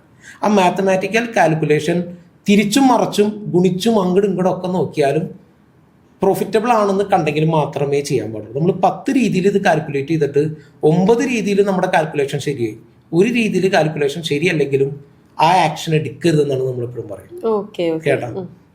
Okay done. ഇപ്പോൾ അടുത്തൊരു സെഗ്മെന്റ് എന്ന് പറഞ്ഞാൽ ടയർ 3, അതായത് സീനിയർ സിറ്റിസൺസ്, അങ്ങനെയുള്ള ആൾക്കാർ, അല്ലെങ്കിൽ റിട്ടയർമെന്റിന് ശേഷം വരുന്ന ഇൻവെസ്റ്റ്മെന്റ്സ്. അവിടെയാണ് പലപ്പോഴും പല പൈസ, ഇപ്പം കേരളത്തിൽ തന്നെ ഏറ്റവും കൂടുതൽ തട്ടിപ്പുകൾ നടത്തുന്ന ഇൻവെസ്റ്റ്മെന്റ് ഫണ്ട് കളക്ട് ചെയ്തിട്ട് പിന്നീട് അത് എവിടെയെന്ന് ചോദിക്കുമ്പോൾ ഒന്നും ഇല്ലാത്തൊരവസ്ഥ ഇപ്പൊ കേരളത്തിൽ ട്രെൻഡായിട്ട് വന്നുകൊണ്ടിരിക്കുക. അതിനകത്ത് ഏറ്റവും കൂടുതൽ കാശ് പോകുന്നത് ഈ പറയുന്ന പോലെ NRIs ആയിരിക്കാം, ഗവൺമെന്റ് സർവീസിൽ റിട്ടയർ ആയിരിക്കും, അല്ലെങ്കിൽ നല്ല നല്ല ബാങ്കിൽ നിന്നൊക്കെ റിട്ടയർ ആയി വന്നിരിക്കുന്നവരായിരിക്കും. ഇവരുടെ റിട്ടയർമെന്റിൽ കിട്ടുന്ന നല്ലൊരു തുക എടുത്തിട്ട് ഇവർ ഇൻവെസ്റ്റ് ചെയ്യും. ഈ കാശ് അങ്ങനെ പോകും. ഇങ്ങനെയുള്ളവർ എന്താ പഠിപ്പിക്കുന്നത്? ഇങ്ങനെയുള്ളവർ പഠിപ്പിക്കുന്നതിനേക്കാളും മുമ്പിൽ ഇതിൽ ഏറ്റവും കൂടുതൽ കാശ് പോകുന്നത് എങ്ങനത്തെ ആൾക്കാരാണെന്നറിയോ? ഗവൺമെന്റ് സെക്ടറിൽ ജോലി ചെയ്യുന്ന ആൾക്കാർ. അത് നമ്മൾ വിചാരിക്കും ഗവൺമെന്റ് ജോലി കിട്ടി വളരെ ആളുടെയൊക്കെ ലൈഫ് സെറ്റിലാണെന്ന്. സത്യം പറഞ്ഞാൽ റിട്ടയർമെന്റ് ഫണ്ട് ഇവർക്ക് കിട്ടുന്ന പൈസ ഉണ്ടല്ലോ, ഏറ്റവും കൂടുതൽ കൊണ്ടുപോയി കളയുന്ന ആൾക്കാർ ഗവൺമെന്റ് ജീവനക്കാരാ. ഇവരിത് എന്ത് ചെയ്യുന്നുള്ളൊരു വേവലാതി ഇവരുടെ ഉള്ളിൽ വരും. ഒരു 45-50 വയസ്സാകുമ്പോൾ ഇവരുടെ ഉള്ളിലൊരു വേവലാതി വരും, ആഫ്റ്റർ റിട്ടയർമെന്റ് ഞാൻ എന്ത് ചെയ്യും എന്നുള്ളത്. അപ്പൊ അവിടെ ഒരുപാട് ഓപ്ഷൻസുകൾ ഓപ്പൺ ചെയ്തിരിക്കുന്ന ചതിക്കുഴികൾ നമ്മുടെ നാട്ടിൽ ഭയങ്കര കോമൺ, ഇഷ്ടം പോലെ. ഇവര് നോക്കുമ്പോൾ എനിക്ക് ഇപ്പൊ നല്ല സാലറിയിലാണല്ലോ ഗവൺമെന്റ്, നമ്മുടെ നാട്ടിൽ പ്രത്യേകിച്ച് നല്ല സാലറിയിലാണ് ഗവൺമെന്റ് ജോലിക്കാരൊക്കെ പോകുന്നത്. അവരത് വെച്ച് റേഷ്യോ കാൽക്കുലേറ്റ് ചെയ്യും. ഞാൻ റിട്ടയർമെന്റ് ഇപ്പോൾ ഏകദേശം ഒരു 65,000 മുതൽ 1 lakh വരെ ഇൻ ബിറ്റ്വീൻ ഒരു കോമൺ തസ്തികയിൽ ഇരിക്കുന്ന ഒരു ഗവൺമെന്റ് ജീവനക്കാരന് ശമ്പളമുണ്ട്. ഒരു 80,000 രൂപ എന്ന് കൂട്ടിക്കോ, റിട്ടയർമെന്റിലും എനിക്കൊരു 80,000 വെച്ച് കിട്ടിക്കൊണ്ടിരിക്കണം എന്നുള്ള ഇതിലാണ് പല സ്കീമുകളിലും ഇവർ പോയി ചാടുന്നത്. ബട്ട് മനസ്സിലാക്കേണ്ടത്, ഇത്ര വെച്ച് ഇൻവെസ്റ്റ് ചെയ്താൽ ഇത്ര വെച്ച് റേഷ്യോ എനിക്ക് കിട്ടണമെങ്കിൽ അതിനുള്ള പ്രോപ്പർ ബാക്കപ്പ് ആ ഫണ്ടുകൾക്ക് ഉണ്ടോ, ഞാൻ ഇൻവെസ്റ്റ് ചെയ്യുന്നത് റൈറ്റ് സ്ഥലത്താണോ എന്നുള്ളൊരു ലീഗൽ അഡ്വൈസിങ് പോലും ഇവരാരും എടുക്കാണ്ടാണ് പലവരും കൊണ്ട് ഇൻവെസ്റ്റ് ചെയ്യുന്നത്. അപ്പൊ സ്വാഭാവികമായിട്ടും എന്തുണ്ടാകും, ഇതൊരു പൊട്ടലങ്ങോട്ട് പൊട്ടും. ഇവരൊരു 54-55 റിട്ടയർമെന്റ് അങ്ങോട്ട് ചെയ്ത് കഴിയുമ്പോൾ എന്ത് ചെയ്യണമെന്ന് അറിയാൻ പാടിരിക്കും. ഗവൺമെന്റ് പെൻഷൻ ഉണ്ടെങ്കിൽ അത് മാത്രം കിട്ടും. അത്ര നാളും സ്വരൂപിച്ച് വെച്ചിരിക്കുന്ന ആ റിട്ടയർമെന്റ് ടൈമിൽ കിട്ടുന്ന ഫണ്ട് ഉണ്ടല്ലോ, PF, ആർക്കും ഉപകാരം ഇല്ലാണ്ടായി പോകും. തട്ടിച്ചോണ്ട് എന്തോ തട്ടിച്ചോണ്ട് അവന് ഉപകാരം ഉണ്ടാവും, അവന് മാത്രമേ ഉപകാരമുള്ളൂ. സത്യം പറഞ്ഞു കഴിഞ്ഞാൽ ഗവൺമെന്റ് ജീവനക്കാരെയാണ് നമ്മുടെ നാട്ടിൽ ഏറ്റവും കൂടുതൽ പറ്റിക്കുന്നത്. അവരുടെ PF ആണ് ഏറ്റവും കൂടുതൽ പറ്റിക്കുന്നത്. NRIസിനെ എന്നെ പറയുമ്പോൾ ശരിയാണ്, NRIസിലേക്ക് തട്ടിപ്പ് എത്തുന്നുണ്ടെങ്കിലും ഞാൻ എൻ്റെ പേഴ്സണൽ സ്റ്റഡിയിൽ നിന്നും ഞാൻ കണ്ടിട്ടുള്ള മാർക്കറ്റ് സ്റ്റഡിയിൽ നിന്നും NRIs പിന്നെയും ഇത്തിരി സേഫാണ്. NRIs ഫണ്ട് ഇടുന്നുണ്ടെങ്കിൽ അവർ NRI ബാക്കപ്പ്, അവർ വിഡ്രോവൽ ബാക്കപ്പ് ഉള്ള ഫണ്ട്സുകളിലേക്ക്, മെയിൻലി ട്രേഡിങ്. NRIs ആയിട്ടുള്ള ആൾക്കാർ കൂടുതലും ട്രേഡിംഗ് മേഖലയ്ക്ക് ഇപ്പൊ ഫണ്ടിങ് കൂടുതൽ ചെയ്യുന്നത് നമുക്കറിയാലോ. അവർക്കത് ദുബായിൽ ഇപ്പോൾ ഒരു ഓഫീസുള്ള ഒരാൾക്ക് ടാക്സ് ബെനിഫിറ്റ് കിട്ടാൻ വേണ്ടിയിട്ട് 0 tax ആണ്. അവർ വിഡ്രോവലും കാര്യങ്ങളും ഇനി $, അവിടെ തന്നെ വിഡ്രോ ചെയ്തിട്ട് അങ്ങനത്തെ ട്രേഡിംഗ് സംബന്ധമായ മേഖലയ്ക്ക് അവർ വരുന്നുള്ളൂ. ഒരു NRIs ഇപ്പൊ നാട്ടിൽ, പ്രത്യേകിച്ച് ഇന്ത്യയിൽ നാട്ടിലൊരു ഇൻവെസ്റ്റ്മെന്റ് കണ്ട് ഇപ്പൊ NRIs വരലൊക്കെ ഭയങ്കരമായിട്ട് കുറഞ്ഞു. മുന്നുണ്ടായിരുന്നു. ഇപ്പൊ മലബാർ റീജിയൻ കേന്ദ്രീകരിച്ച് അത്യാവശ്യം നല്ലപോലെ ഇൻവെസ്റ്റ്മെന്റ്സുകൾ ഒരിടയ്ക്ക് ഉണ്ടായിരുന്നു. ഇതിലോ 2005-2006 വരെ. അതിന് ശേഷമൊക്കെ അത് നല്ലപോലെ കുറഞ്ഞിട്ടുണ്ട്. ഞാൻ ഈ പറഞ്ഞ ട്രേഡിംഗ് പഠിപ്പിക്കുന്ന നമ്മുടെ സുഹൃത്തിന്റെ സ്ഥാപനത്തിൽ ചെന്നപ്പോൾ വെറുതെ ക്യാഷിലിട്ട് പോയതാ. അപ്പൊ അവിടെ ഇങ്ങനെ റോട്ടിൽ കൂടെ നടന്നു പോകുന്ന സമയത്ത് ഒരു ആന്റി വന്നിരിക്കുന്നു. ആന്റി ഗവൺമെന്റ് എംപ്ലോയി ആണ്, റിട്ടയർഡ് ആണ്. അപ്പൊ ആന്റി എല്ലാ ഡീറ്റെയിൽസും ചോദിച്ച് മനസ്സിലാക്കുന്നു. എന്നിട്ട് ഞാൻ നാളെ അങ്കിളിനെയും കൊണ്ട് വരാന്ന് പറഞ്ഞിട്ട് പോകുന്നു.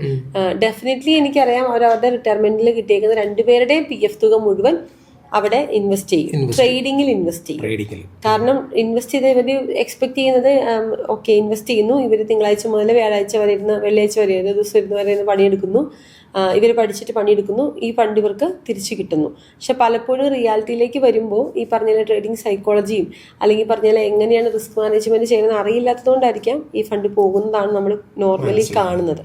ചിലപ്പോൾ അത് പഠിപ്പിക്കുന്ന ഇൻസ്റ്റിറ്റ്യൂട്ടിന്റെ പ്രശ്നമല്ല, ഇവരതിന്റെ ഫർദർ കോഴ്സ് പഠിക്കാത്തത് കൊണ്ടായിരിക്കാം. അതിന്റെ ഒപ്പം തന്നെ ഉണ്ട് കേട്ടോ, 2 രീതിയും ഉണ്ട് കേട്ടോ. 50-50 ആണ്. പഠിപ്പിക്കുന്ന അക്കാഡമിക്സ്, ഞാനിപ്പോൾ അതിലേക്ക് കൂടുതൽ ഡീറ്റെയിലേക്ക് കടന്നു കഴിഞ്ഞാൽ ഞാൻ ബാക്കി അക്കാഡമിക്സിന്റെ കുറ്റം പറയുന്ന പോലെ ഒരു കോൺട്രവേഴ്സി പോകും. അതിലേക്ക് നമ്മൾ ഉദ്ദേശിക്കാത്തതുകൊണ്ടാണ് പറയാം. പക്ഷെ എന്നാലും കുറെ അക്കാഡമീസിന്റെ പ്രോബ്ലം ഞാൻ കണ്ടിട്ടുള്ളത് ബ്രോക്കേഴ്സിന്റെ ബാക്കപ്പോട് കൂടി നടക്കുന്ന അക്കാഡമീസിന് നമ്മുടെ നാട്ടിൽ കുറെ ഉള്ളതായിട്ട് കണ്ടിട്ടുണ്ട്. ഈ ബ്രോക്കർ സപ്പോർട്ടോട് കൂടി ബ്രോക്കർ ബാക്കപ്പിങ്ങിലുള്ള അക്കാഡമീസ് ആകുമ്പോൾ ഹിഡൻ ബാക്കപ്പിംഗ് ആയിരിക്കും.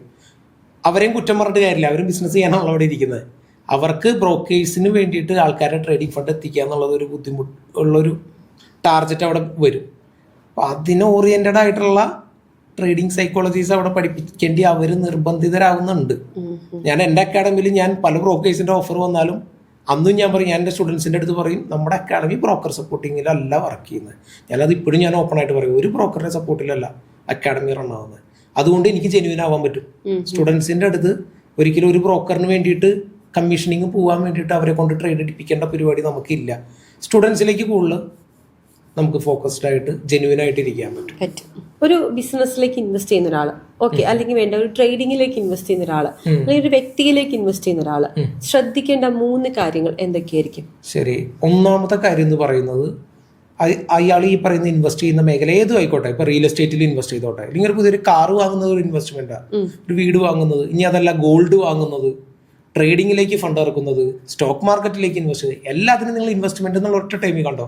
ഇതിൽ ഏതിലേക്കാണെങ്കിലും ആദ്യം ചെയ്യേണ്ടത് പ്രോപ്പറായിട്ട് സ്റ്റഡി ചെയ്യുക എന്നുള്ളത്. നിങ്ങൾ ചെയ്യാൻ പോകുന്നതിൻ്റെ ഇപ്പോഴത്തെ മാർക്കറ്റ് കണ്ടീഷൻ അനുസരിച്ച് നിങ്ങൾക്കത് വാല്യൂബിൾ ആയിരിക്കുമോ എന്നുള്ളത് നിങ്ങൾ പ്രോപ്പർ സ്റ്റഡി ചെയ്യുക എന്നുള്ളത് ഒന്നാമത്തെ കാര്യം. സ്വയം പഠിക്കുക എന്നുള്ളതാണ് ഒന്നാമത്തെ കാര്യം. രണ്ടാമത്തെ കാര്യം, ആം ഐ ഇനഫ് എന്നുള്ളത് നമ്മൾ സ്വയം വിലയിരുത്തണം. ഇതില്ലാത്തതാണ് ഇമോഷണൽ കൺട്രോളിങ് ആവും. അത് അപ്പുറത്തെ വീട്ടിലത്തെ അവൻ ബെൻസ് എടുത്തു, എന്നാൽ എനിക്കും ബെൻസ് എടുക്കണം. ഇതൊരു ഇമോഷണൽ ബൈയിങ്ങാ, ഒരാവശ്യമില്ല. അവൻ നാളെ ബെൻസ് മാറിയിട്ട് നാളെ അവൻ റോൾസ് റോയ്സിലേക്ക് ഡെവലപ്പ് ചെയ്യാനുള്ള സെറ്റപ്പ് അവനുണ്ടാവും. അതും കണ്ട് ഇന്ന് ഇവൻ ബെൻസ് എടുക്കാൻ പോയാൽ നാളെയുള്ള വീടും കൂടിയും പോയി കിട്ടും. അപ്പോൾ ആം ഐ ഇനഫ് എന്നുള്ളത് സ്വയം വിലയിരുത്തുക. സ്വയം ഞാൻ അതിനിപ്പോൾ പ്രാപ്തനാണോ എന്നുള്ളത് വിലയിരുത്തുക. ഇത് രണ്ടാമത്തെ കാര്യം. ദെൻ മൂന്നാമത്തെ കാര്യം, എപ്പോഴും ഡെസ്റ്റിനിയിൽ വിശ്വസിക്കുക. കാരണം നമ്മൾ എന്തൊക്കെ ചെയ്താലും കുറച്ചൊക്കെ വിധി പോലെ സംഭവിക്കുള്ളൂ. അതിന് നമുക്ക് കുറേ പ്രാക്ടീസസ് ഉണ്ടെന്ന് നമ്മളെപ്പോൾ പറഞ്ഞു കഴിഞ്ഞാലും കുറേ കാര്യങ്ങൾ മാർക്കറ്റിനനുസരിച്ചും ഇതനുസരിച്ച്. ഇപ്പം നാളെ ട്രംപ് ഒരു ന്യൂസ് അങ്ങോട്ട് ഇട്ട് കഴിഞ്ഞാൽ ഇന്ത്യൻ എക്കണോമിനെ വരെ അത് ബാധിക്കും. കുറേ ഒന്നും നമ്മുടെ കയ്യിലല്ല ഇരിക്കുന്നത്. ആ യാഥാർത്ഥ്യം കൂടി നമ്മൾ മനസ്സിലാക്കിയിട്ട് അതനുസരിച്ചിട്ട് നമ്മൾ കാര്യങ്ങൾ ഡീൽ ചെയ്ത് പോവുക. നമുക്കൊരു ബാക്കപ്പ് ഫണ്ട് അപ്പോൾ എപ്പോഴും ഉണ്ടായിരിക്കുക. അതിലേക്ക് അപ്പോൾ ഞാൻ പറഞ്ഞത് പ്രോപ്പർ ഒരു ബാക്കപ്പ് ഫണ്ട് നമുക്ക് ഉണ്ടായിരിക്കുക എന്നുള്ളത്. അപ്പോൾ ഇതിന് നമ്മുടെ കയ്യിൽ ഒരു എമർജൻസി ഫണ്ട് നമ്മുടെ കയ്യിൽ ഉണ്ടായിട്ട് മാത്രം ഇൻവെസ്റ്റ്മെന്റ് കാര്യങ്ങൾ ചെയ്യുക. പ്രോപ്പർ ഇൻഷുർഡ് ആയിരിക്കുക നമ്മൾ എന്നുള്ളത് വേറൊരു കാര്യം. ഈ ഡെസ്റ്റിനി എന്ന് പറയുന്നതിൻ്റെ അണ്ടറിലാണ് ഈ പറയുന്ന ഞാൻ ഈ ഡെസ്റ്റിനി എന്ന് പറയുമ്പോൾ പലർക്കും ഡൗട്ട് വന്നേക്കാം, എന്താ ഡെസ്റ്റിനിയെ പറ്റിയൊക്കെ സംസാരിക്കുന്നത്. പക്ഷെ അതിലും കുറേ കാര്യമുണ്ട്. പ്രോപ്പർലി ഇൻഷുർഡ് ആയിരിക്കുക, അത് ഡെസ്റ്റിനിയുടെ ഭാഗമാണ്. ഒരു അസുഖം പെട്ടെന്ന് വന്നു കഴിഞ്ഞാൽ നമ്മൾ എന്ത് ചെയ്യും? നമ്മുടെ കയ്യിൽ നിൽക്കുന്ന കാര്യമല്ല. മനസ്സിലായോ? നമുക്കോ നമ്മുടെ ഫാമിലിയിൽ വേണ്ടപ്പെട്ടവർക്കോ എന്തെങ്കിലും ഒരു എമർജൻസി മെഡിക്കൽ ഇഷ്യൂസ് വന്നു കഴിഞ്ഞാൽ പ്രോപ്പർലി ഇൻഷുർഡ് ആയില്ലെങ്കിൽ അവിടെ പണി പാളും. അപ്പോൾ നല്ലൊരു എമർജൻസി ഫണ്ടും ഇൻഷുർഡ് ആയിട്ട് ഇരിക്കുക. ഇതിന് ശേഷം മാത്രം ഇൻവെസ്റ്റ്മെന്റ്സുകളും കാര്യങ്ങളും നിങ്ങൾ കടക്കുക എന്നുള്ളതാണ് അതിൽ മെയിൻ കാര്യം. ഈ ടാക്സിന്റെ കാര്യം പറഞ്ഞു, ടാക്സ് ഒരു സേവിങ്സ് ആണ് പറഞ്ഞു. അപ്പൊ ബേസിക്കലി എനിക്കതൊരു ഇൻഫർമേഷൻ ആയിരുന്നില്ല. അത് എൻ്റെ എന്താ പറഞ്ഞ വിവരമില്ലായ്മയായിരിക്കാം. പക്ഷെ എനിക്കൊക്കെ അറിയാവുന്ന നമുക്ക് കിട്ടുന്ന കാശിൽ ഇത്ര % ഗവൺമെന്റിലേക്ക് ടാക്സ് അടയ്ക്കുന്നു. പല ആൾക്കാരും ഓക്കെ ആ സമയത്ത് ഒരു ഫണ്ട് വരുന്നു. ഇപ്പോൾ ഓൺട്രപ്രണേഴ്സിലേക്ക് വരുമ്പോൾ ഏറ്റവും കൂടുതൽ പറ്റുന്നത് എന്താണെന്ന് വെച്ചാൽ ഒരു ഫണ്ട് വരുന്നു. ഇപ്പോൾ 1 ലക്ഷം + 18%, 1,18,000 രൂപ വരുന്നു. വരുമ്പോൾ തന്നെ ടാക്സ് അടയ്ക്കാൻ ഈ മാസം അവസാനം വരെ സമയമുണ്ടെന്ന് വിചാരിക്കുന്നു. ഈ 1,18,000 രൂപ എടുത്ത് ചെലവാക്കുന്നു. ടാക്സ് അടയ്ക്കുന്ന ഡേറ്റ് വരുമ്പോൾ GST അടയ്ക്കാനും കയ്യിൽ പൈസ ഉണ്ടാവില്ല, ഇൻകം ടാക്സ് ഫയൽ ചെയ്യാനും പൈസ ഉണ്ടാവില്ല. അപ്പൊ അതവിടെ പെൻഡിങ് ആയി കിടക്കുന്നു. അത് വന്ന് ആരും ചീത്ത വിളിക്കില്ല എന്നുള്ള ധൈര്യത്തിൽ അതവിടെ പെൻഡിങ് ആക്കിയിട്ടുകൊണ്ട് മുന്നോട്ട് പോകുന്നു. ഈ പ്രവണത ഇന്ന് കേരളത്തിൽ ഒരുപാട് പേരിൽ കണ്ടുവരുന്നുണ്ട്. ഇത് എങ്ങനെയാണ് അവരെ ബിസിനസ്സിൽ അഫക്ട് ചെയ്യാൻ പോകുന്നത്, അല്ലെങ്കിൽ പേഴ്സണൽ ലൈഫിൽ അഫക്ട് ചെയ്യാൻ പോകുന്നത്? പേഴ്സണൽ ലൈഫിലാണെങ്കിലും ബിസിനസ്സിലാണെങ്കിലും കോമണൈസ് ചെയ്ത് തന്നെ പറഞ്ഞുതരാം. ടാക്സ് എന്ന് പറഞ്ഞു കഴിഞ്ഞാൽ ഒരിക്കലും നമ്മളെല്ലാവരും കാണുന്ന ഒരു ബാധ്യതയായിട്ടാണ്. സർക്കാരിന് നമ്മുടെ മേലിൽ അടിച്ചു വെച്ചിരിക്കുന്ന ഒരു ബാധ്യത എന്നല്ല നമ്മൾ കാണുന്നത്. ബട്ട് ടാക്സ് സത്യം പറഞ്ഞ ഒരു സേവിങ്ങാണ്. മനസ്സിലായോ? നമ്മളെ സെൽഫ് സേവിങ് സൈഡാണ്. നമ്മുടെ ബിസിനസ്സിന് കിട്ടുന്ന പ്രൊട്ടക്റ്റീവ് ആയിട്ടുള്ള കുറേ ബെനിഫിഷ്യൽ പാർട്സുകൾ അതിലുണ്ട്. അത് ടാക്സ് സേവിങ്സിനെ ഡീപ്ലി നമ്മൾ സംസാരിക്കേണ്ട കാര്യമാണ്. എപ്പോഴും ഞാൻ എടുത്തു പറയുന്ന ഒരു കാര്യമാണ്, ടാക്സ് നമ്മൾ ഫുള്ളായിട്ട് ഒരു ബാധ്യത എന്ന് നമ്മൾ പറയുന്നുണ്ടല്ലേ, ടാക്സ് അടയ്ക്കാണ്ടിരിക്കുകയല്ല വേണ്ടത്. ടാക്സ് സേവ് ചെയ്യാൻ ഒരുപാട് ഓപ്പർച്യൂണിറ്റീസ് ഉണ്ട്. ആ സേവ് ചെയ്യാൻ പറ്റുന്ന ടാക്സിനെ സേവ് ചെയ്തിട്ട് ടാക്സ് നിങ്ങൾ മാക്സിമം ഗവൺമെന്റിലേക്ക് അടയ്ക്കുക. എങ്ങനെയാണ് സേവ് ചെയ്യാൻ പറ്റുക? അതായത് ടാക്സ് സേവിങ് ഓപ്പർച്യൂണിറ്റീസ് ഒരുപാടുണ്ട്. ഇപ്പോൾ ഒരു ഇൻവെസ്റ്റ്മെന്റ് ഇപ്പൊ ഏറ്റവും ഇപ്പൊ ഞാൻ കാണുന്ന പോർട്ട്ഫോളിയോ തന്നെ ഞാൻ ഒരു എക്സാമ്പിൾ എടുത്തുതരാം. ഈ മാസം ലോസിലാണ്, ഈ വർഷത്തിൽ ഇൻകം ടാക്സ് ഫയൽ ചെയ്തപ്പോൾ അന്നൊരു 5 ലക്ഷം രൂപ ടോട്ടൽ ഇൻവെസ്റ്റ്മെന്റിൽ നഷ്ടം വരുത്തി വെച്ചിട്ടുണ്ടെന്ന് വിചാരിച്ചോ. ഓക്കെ, അന്ന നഷ്ടത്തിലാണല്ലോ എന്ന് വിചാരിച്ചിട്ടാണ് പലവരും അപ്പൊ എനിക്ക് ഈ വർഷം നഷ്ടമാണല്ലോ, അപ്പൊ ടാക്സ് ഒന്നും അടയ്ക്കാനുണ്ടാവില്ലല്ലോ അല്ലെ. ഇതല്ല attitude first thing. Then next ഇയറിൽ അന്നയ്ക്ക് ഒരു 5 ലക്ഷം രൂപയുടെ ലാഭം വന്നു. അന്നയ്ക്ക് സ്വാഭാവികമായിട്ട് അവിടെ ടാക്സ് വന്നില്ലേ, ആ ടാക്സ് അന്ന അടയ്ക്കാൻ ചെല്ലുമ്പോഴല്ലേ അന്നയ്ക്ക് ബേർഡൻ ആവുന്നുള്ളൂ. ബട്ട് നമ്മുടെ നാട്ടിലെ സിസ്റ്റത്തിൽ ആദ്യം വന്ന 5 ലക്ഷം രൂപ ഇല്ലേ, അതിനെ ടാക്സ് ലോസ് ക്ലെയിമിംഗ് എന്ന് പറയുന്ന ഒരു പരിപാടി ഉണ്ട് ഇവിടെ. ആ നഷ്ടം കഴിഞ്ഞ വർഷം വന്ന 5 ലക്ഷം രൂപയുടെ നഷ്ടം അന്നയ്ക്ക് ആ വർഷം ITR ഫയൽ ചെയ്യുമ്പോൾ ക്ലെയിം ചെയ്തിടാൻ പറ്റും.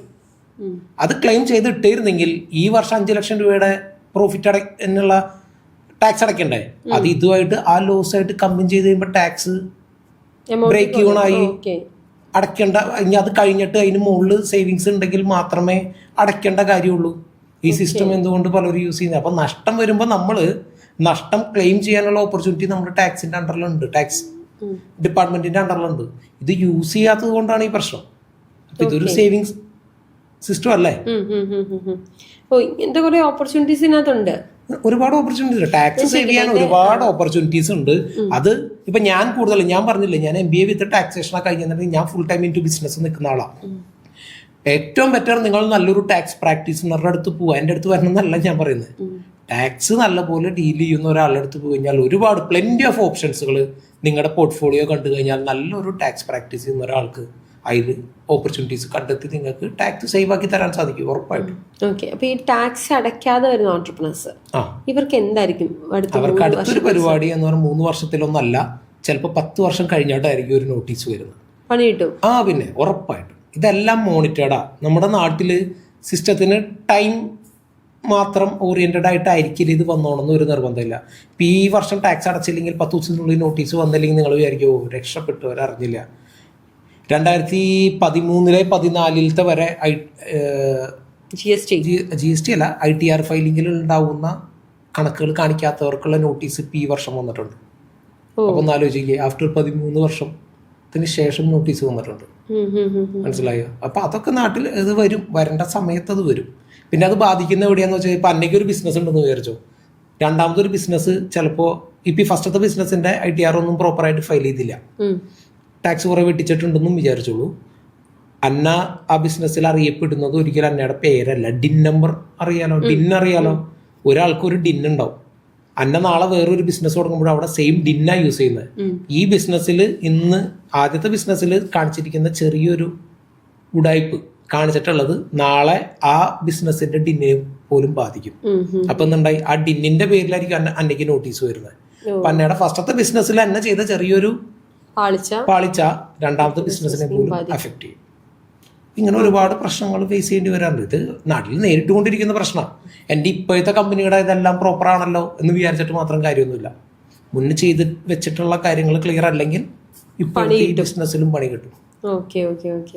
അപ്പൊ അങ്ങനെയാണ് ഈ സ്റ്റാറക്സ് എന്ന് പറയുന്ന അക്കാദമി ഉണ്ടാകുന്നതും അതിനകത്ത് സ്റ്റുഡൻസ് വരുന്നതും. ഇപ്പൊ എത്ര സ്റ്റുഡൻസിന് പഠിപ്പിക്കുന്നുണ്ട്? നമുക്കൊരു 200, ഞാൻ പറഞ്ഞല്ലോ ഇപ്പൊ നമ്മൾ ഓഫ്ലൈനിൽ വന്നതിന് ശേഷം ഇപ്പൊ ഒരു 200+ സ്റ്റുഡൻസ് ഉണ്ട്. നമ്മൾ ഓൺലൈനിലായിരുന്നു കൂടുതൽ സെഷൻസുകൾ ഞാൻ കൊടുത്തോണ്ടിരുന്നത്. നോക്കുകയാണെങ്കിൽ ഒരു 600+. ഏറ്റവും കൂടുതൽ ഏത് ടയർ കാറ്റഗറി ഉള്ളവരായിരിക്കും? ടയർ 1 തന്നെയാണ്. ടയർ 1 ആണ് ഞാൻ ഏറ്റവും കൂടുതൽ ഫോക്കസ് ചെയ്യുന്നതും ടയർ 1 ആയതുകൊണ്ടാണ്. കാരണം ഞാൻ ഈ ഏറ്റവും കൂടുതൽ സ്റ്റുഡൻസ് MBA BBA സ്റ്റുഡൻസിലേക്ക് ഇത് എത്തിക്കാൻ ഞാൻ കൂടുതൽ ടൈം എഫേർട്ട് ഇടുന്നതും. ബാക്കിയൊക്കെ എൻ്റെ അടുത്തേക്ക് വരുന്ന ആൾക്കാരാണ്. ടയർ 2 ആൻഡ് ടയർ 3 അവർക്ക് ആവശ്യമുണ്ടെങ്കിൽ ഇങ്ങോട്ട് വരുന്ന ആൾക്കാരാണ് tier 2 and tier 3. Retirement plan ചെയ്യണമെന്ന് പറഞ്ഞാൽ എൻ്റെ അടുത്ത് വരുന്ന ആൾക്കാരുണ്ട്. ഇൻവെസ്റ്റ്മെന്റുകൾ ചെയ്യണമെന്ന് പറഞ്ഞ് അത് 2 and 3 അങ്ങനെ വരുന്നവരാ. ബട്ട് ഫസ്റ്റ് കാറ്റഗറി ഉണ്ടല്ലോ ടയർ 1 ഞാൻ ഇറങ്ങി ചെല്ലുന്ന കാറ്റഗറിയാണ്. ഞാൻ ക്യാമ്പസുകളായിട്ട് ഓർഗനൈസ് ചെയ്ത് പ്രോഗ്രാംസ് സ്റ്റുഡൻസിലേക്ക് അവയർനെസ് പ്രോഗ്രാംസിൽ കൂടെയാണ് ഞാൻ ഇറങ്ങി ചെല്ലുന്നത്. അതുകൊണ്ടാണ് ഞാൻ കൂടുതലും ടയർ 1 സ്റ്റുഡൻസ് ആയിട്ട് കൂടുതൽ ഇന്ററാക്ട് ചെയ്യുന്നത്. ഓക്കെ, അടിപൊളി. തിരിഞ്ഞു നോക്കുമ്പോൾ ലൈഫിൽ ഇപ്പോൾ ഓൺട്രപ്രണർഷിപ്പ് യാത്ര വേണ്ടി എത്ര വർഷമായി? ഞാനിപ്പോൾ ഒരു 4 to 5 years. 5 years. 5 years കൊണ്ട് എനിക്ക് ആദ്യം പറഞ്ഞ സ്റ്റേറ്റ്മെന്റ് ഇഷ്ടപ്പെട്ടു. ഞാൻ ടയർ 1 കാറ്റഗറി ചെയ്യുന്നത്, അതായത് ഒരു +1 +2 മുതൽ ഒരു MBA വരെ പഠിക്കുന്ന കുട്ടികൾ അല്ലെങ്കിൽ ബിസിനസ് ചെയ്യാത്ത ആൾക്കാരെ ടാർഗറ്റ് ചെയ്യുന്നത് അവരെ സമൂഹത്തിൽ ഇന്ന് കിട്ടുന്ന പല ഇതിലേക്കും വിട്ടുകളയാതെ പുതിയ നല്ല തലമുറയെ വാർത്തെടുക്കുന്ന ലക്ഷ്യത്തോടു കൂടിയാണ്. അക്ഷയ്ക്കും ചെറിയ പ്രായമേ ഉള്ളൂ. ഇങ്ങനത്തെ കുറെ ആഗ്രഹങ്ങളും സ്വപ്നങ്ങളും ഒക്കെ ആയിട്ടാണ് ബിസിനസ് തുടങ്ങുന്നത്, സ്റ്റാർഎക്സ് തുടങ്ങുന്നത്, അല്ലെങ്കിൽ ഇപ്പൊ മൾട്ടിപ്പിൾ ബിസിനസ് ചെയ്യുമ്പോൾ എല്ലാ കാര്യങ്ങളൊക്കെ ചെയ്തു പോകുന്നത്. ലൈഫിലേക്ക് തിരിഞ്ഞു നോക്കുമ്പോൾ ഒരു എന്റർപ്രണർ എന്ന രീതിയിൽ എന്ത് തോന്നുന്നു? എനിക്ക് കിട്ടിയൊരു പ്ലസ് പോയിന്റ് ആണ് എനിക്ക് തോന്നുന്നത് കേട്ടോ. ഞാനും എന്തോ ഭാഗ്യത്തിന് ഞാൻ പറഞ്ഞല്ലോ ഫാമിലി ഫുള്ള് ബിസിനസ്സിലായിരുന്നു. Father into business. എൻ്റെ ഫാദറിൻ്റെ അടുത്ത് നിങ്ങളിപ്പോൾ ചെന്നിട്ട് ഒരു 10 മാത്തമാറ്റിക്കൽ കാൽക്കുലേഷൻ ചോദിച്ചാൽ പുള്ളി കാൽക്കുലേറ്റർ അടിക്കുന്നേക്കാളും സ്പീഡിൽ തിരിച്ചു പറയും. അപ്പോൾ അത് നമ്മുടെ ജീനിലുള്ളതാണെന്നാണ് ഞാൻ അതുകൊണ്ട് പറഞ്ഞു വന്നത്. അപ്പം അങ്ങനെ ഒരു ഭാഗ്യം നമുക്ക് ഉണ്ടായത് കൊണ്ട് ഞാൻ ആ റൈറ്റ് ട്രാക്കിൽ എനിക്ക് പോകാൻ പറ്റി. പക്ഷെ ഞാൻ തിരിഞ്ഞു നോക്കുമ്പോൾ എൻ്റെ കൂടെ ഉണ്ടായിരുന്ന ഫ്രണ്ട്സോ ഇപ്പം ഞാനൊക്കെ കാണുന്നേക്കാളും വലിയ നിലയിൽ എത്തേണ്ടിയിരുന്ന ഫ്രണ്ട്സുകൾ പലവരും അവരുടെ ഫിനാൻഷ്യൽ കാൽക്കുലേഷൻ കറക്റ്റ് അല്ലാഞ്ഞതുകൊണ്ട് മാത്രം വീണ് പോകുന്നത് നമ്മൾ കണ്ടിട്ടുണ്ട്. അപ്പം ഞാൻ നോക്കുമ്പോൾ സ്റ്റുഡൻസ്, ഇപ്പോഴത്തെ ജനറേഷൻ സ്റ്റുഡൻസ് തൊട്ട് എല്ലാവരും പ്രോപ്പറായ ഒരു പ്ലാനിങ്ങിൽ കൂടെ കടന്നു വന്നാൽ അവർക്ക് അതിനുള്ള ബെനിഫിഷ്യൽസുകൾ ഉണ്ടാവും. ഇപ്പം ഞാൻ പറഞ്ഞില്ല, എൻ്റെ കാര്യം ഒരു ഭാഗ്യം കൊണ്ട് നടന്നതാണ്. എൻ്റെ കാൽക്കുലേഷൻസ് ഒക്കെ കറക്റ്റായി ഫാമിലി തൊട്ടുള്ള കാര്യങ്ങളുടെ സപ്പോർട്ടും എല്ലാവരും ഉണ്ടായത് കൊണ്ട് വന്നതാണ്. ഇപ്പം ഞാൻ പറഞ്ഞില്ലേ, ഏറ്റവും കൂടുതൽ ഫിനാൻഷ്യൽ സപ്പോർട്ടുള്ളൊരു ഫാമിലിയിൽ നിന്ന് വന്നാൽ മാത്രമേ വിജയിക്കുള്ളൂ എന്നൊന്നുമില്ല. ഈ ഫിനാൻഷ്യൽ സപ്പോർട്ടുള്ള ഫാമിലിയിൽ നിന്ന് വന്നിട്ടും ഉള്ള ഫാമിലി ബിസിനസ്സും ഒക്കെ കൂടി നശിപ്പിച്ച് കളയുന്നവരെയും കണ്ടിട്ടുണ്ട്. ഇഷ്ടം പോലെ. ഏറ്റവും കൂടുതൽ അതാണ്. ഇപ്പം ഇന്നത്തെ കാലത്ത് ഏറ്റവും കൂടുതൽ വീട് പോകുന്ന ബിസിനസ്സുകൾ നോക്കിക്കഴിഞ്ഞാൽ പുതിയതായിട്ട് തുടങ്ങിയ ബിസിനസ്സുകൾ നമ്മൾ പൊട്ടുന്നു എന്ന് ഏറ്റവും കൂടുതൽ പറയില്ലേ, അതേപോലെ തന്നെ സെയിം റേഷ്യോയിൽ പോകുന്നതാണ് സെക്കൻഡ് ജനറേഷൻ ബിസിനസ്സുകൾ പൊട്ടിച്ച് കളയാന്നുള്ളത്. ഇപ്പം അംബാനിയുടെ ബിസിനസ് കണ്ടില്ലേ, ധീരുഭായ് അംബാനിയിൽ നിന്ന് മുകേഷ് അംബാനിയിലേക്ക് വന്നപ്പോൾ അത് ഇത്തിരി കൂടി ഡെവലപ്പ് ആവുക ചെയ്തത്. ഇപ്പം ആനന്ദ് അംബാനി തുടങ്ങിയവർ വരുമ്പോഴും അത് ഡെവലപ്മെന്റ് പാതയിൽ തന്നെയാണ് നമ്മൾ കണ്ടുകൊണ്ടിരിക്കുന്നത്. ആ ഒരു സിസ്റ്റം നമ്മുടെ നാട്ടിലെ ബിസിനസ്സുകാരുടെ ഇടയിലേക്ക് അവരെ സെക്കൻഡ് ജനറേഷനോ തേർഡ് ജനറേഷനോ വരുമ്പോൾ കാണുന്നില്ല. പക്ഷെ ഭയങ്കര പൊട്ടൻഷ്യൽ അല്ലേ മാർക്കറ്റ് നമ്മുടെ ഇവിടെ. ഡെവലപ്മെന്റ് ചെയ്യാനാണെങ്കിൽ ഒരു വലിയ കേരള മാർക്കറ്റ് ഞാൻ പ്രത്യേകിച്ച് കാണുമ്പോൾ കേരളത്തിലെ ബിസിനസ്സുകാരുടെ ഇടയിൽ സ്കെയിലപ്പ് സാധ്യത ഭയങ്കര കൂടുതലാണ് കേരള ബിസിനസ്സുകാരുടെ ഇടയിൽ. ബാക്കി ഏത് സ്റ്റേറ്റിലത്തേക്കാളും കൂടുതൽ സൗത്ത് സോണിലാണ് കേട്ടോ ഞാൻ പറയുന്നത്. പക്ഷെ അതിനുള്ള അനുസരിച്ചിട്ടുള്ള ഡെവലപ്മെന്റ്സുകൾ സെക്കൻഡ് ജനറേഷനും തേർഡ് ജനറേഷനും പൊട്ടൻഷ്യൽ ഇടുന്നതായിട്ട് കാണുന്നില്ല ശരിക്കും. ലൈഫിലെ ഒരു പ്രൗഡ് മൊമെന്റ് എന്തായിരിക്കും? ഈ റീസെന്റ് എൻ്റെ അടുത്തൊരു സ്റ്റുഡൻറ്റ് വന്നായിരുന്നു.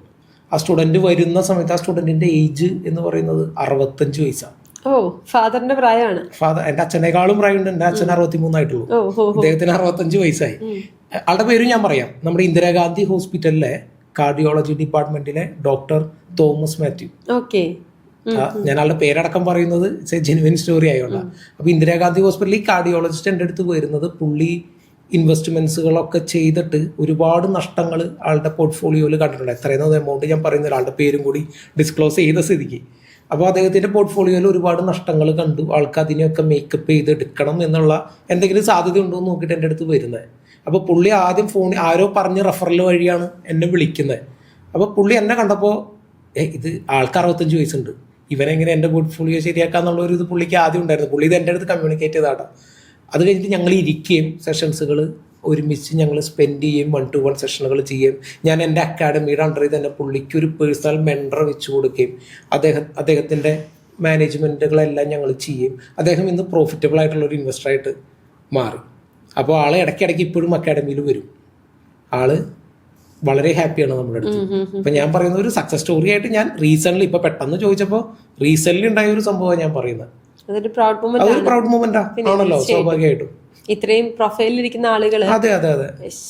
ഇന്നിപ്പോൾ എൻ്റെ അടുത്ത് ക്ലാസ്സസിൽ വരുന്നത്, ഇപ്പോൾ ഞാൻ ഈ ഡോക്ടറെ കേസ് പറഞ്ഞു, കാർഡിയോളജിസ്റ്റ് നമ്മുടെ സ്റ്റുഡൻ്റ് ആയിട്ടുണ്ട്. ISROയിൽ അസോസിയേറ്റ് ചെയ്യുന്ന ആൾക്കാർ നമ്മുടെ സ്റ്റുഡൻസ് ആയിട്ടുണ്ട്.